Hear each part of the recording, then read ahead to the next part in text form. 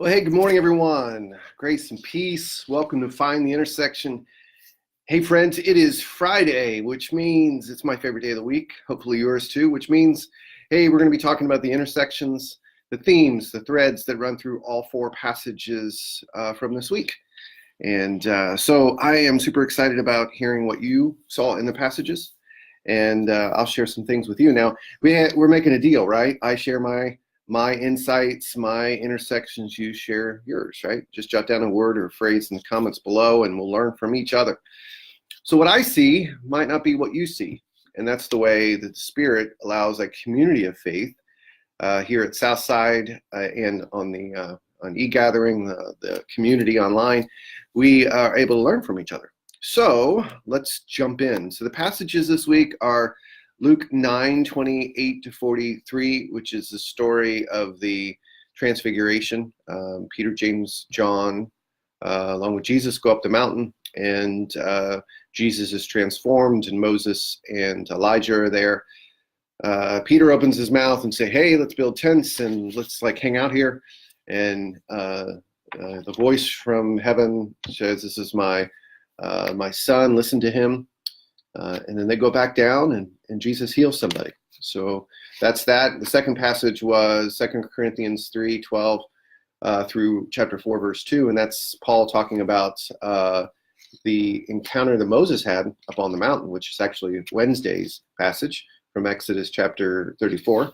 Moses went up the mountain and he encountered God. And when he got the 10 Commandments and he was coming back down, and he didn't realize that his face was shining, his whole body was shining, and he had to wear a veil. And then Paul picks up on that and says, hey, Moses's glory, the glory of God faded.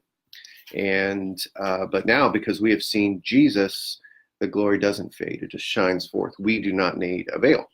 And then Psalm 99 was about the holiness of God. It was an inauguration psalm. Anyway. All right, so 3 intersections. And hi, Sharon Height, how are you? Good to see you this morning. 3 intersections I came up with. One was glory.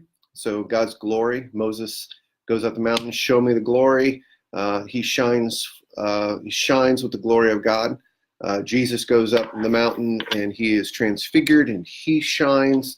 And this shining is this radiance, this holiness, this glory of God. It's a part character and part substance, and so that's a theme that runs through it. In the psalm, there's this holy, holy, holy theme. So the holiness of God, the otherness of God, the mystery of God, this divine nature of God, this resurrected divine life, that who God is. And what happens in these passages is there's an encounter with the divine, encounter with the holiness, the glory of God, right? So glory, holiness is one thing. The second is this: when we encounter the glory of God and the presence of God, we are transformed, right? So there's this Christ-likeness that develops. Paul says, you with unveiled faces become more and more transformed in the likeness of God. So there's the glory of God rubs off on us. And it's not just in the sense of the physical outward, shining, which is definitely a theme within it, but it's a sense of character change. So we become compassionate and we become people of justice because the God of glory is compassionate and just. We become more loving because the God is loving and his divine nature becomes part of who we are. We're renewed in the image of God and we become more loving. So our character is transformed. And then the third theme is this idea of the shining forth, or the witnessing, or shining our light, or being the light to the world, is that the world notices. People notice this transformation that occurs. They notice the glory of God being rubbed up on us, and so it's a aspect of witness, right? And so we don't need to hide with a veil. We shine forth, and people notice the glory of God that has become part of us, that is transforming us. So yeah, there is so much in this passage, these passages this week on Transfiguration Sunday, which is this Sunday, but I'd love to hear what you have to say. So if you would mind in the comments, just write a word or phrase and just help me see what you see, and let's learn together. And then those who are Southsiders, I encourage you to come on Sunday as the whole service is inspired by these passages. And also, for those that are a part of our e-gathering community, don't forget to check out the e-gathering worship on Sunday morning at 10:30 live, or you can watch it afterwards. And you can participate from online in the Southside Church of the Nazarenes ministry.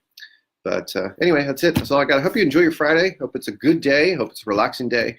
And I will see you, if I don't see you Sunday, I'll see you next week. And we start all over. And guess what, folks? We are entering into Lent next week. So spring is close. I'll talk to you soon. See you. Grace and peace.